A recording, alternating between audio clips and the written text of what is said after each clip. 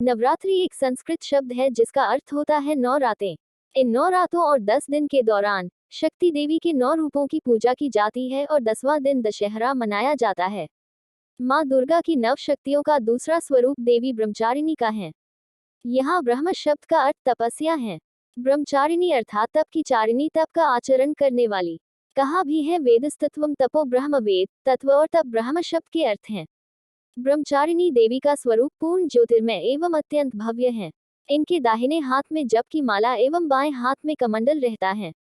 जन्म की कथा। अपने पूर्व जन्म में जब ये हिमालय के घर में पुत्री रूप में उत्पन्न हुई थी, तब नारद के उपदेश से इन्होंने भगवान शंकर जी को पति रूप में प्राप्त करने के लिए अत्यंत कठिन तपस्या की थी।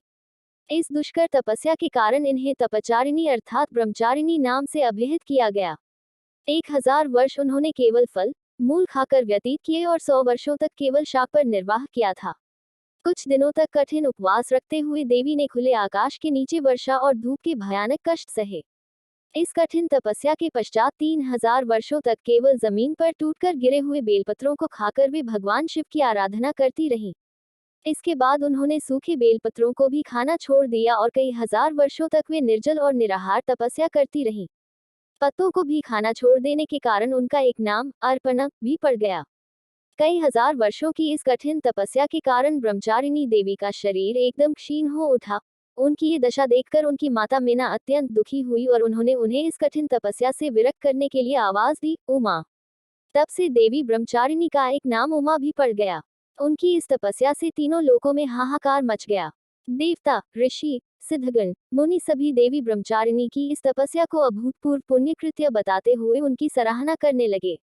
अंत में पितामह ब्रह्मा जी ने आकाशवाणी के द्वारा उन्हें संबोधित करते हुए प्रसन्न स्वर में कहा, हे देवी, आज तक किसी ने ऐसी कठोर तपस्या नहीं की जैसी तुमने की है। तुम्हारे इस अलौकिक कृत्य की चारों ओर सराहना हो रही है। तुम्हारी मनोकामना सर्वतोभावेन परिपूर्ण होगी। भगवान चंद्रमौली शिवजी तुम्हें पति रूप में प्राप्त अवश्य होंगे। अब तुम तपस्या से विरत होकर घर लौट जाओ, शीघ्र ही तुम्हारे पिता तुम्हें बुलाने आ रहे हैं। पूजा का लाभ। देवी ब्रह्मचारिणी की आराधना से अनंत फल की प्राप्ति एवं तप, त्याग, वैराग्य, सदाचार, संयम जैसे गुणों की वृद्धि होती है। जीवन के कठिन संघर्षों में भी व्यक्ति अपने कर्तव्य से विचलित नहीं होता। मां ब्रह्मचारिणी देवी की कृपा से उसे सर्वत्र सिद्धि और विजय की प्राप्ति होती है। लालसाओं से मुक्ति के लिए मां ब्रह्मचारिणी का ध्यान लगाना अच्छा होता है।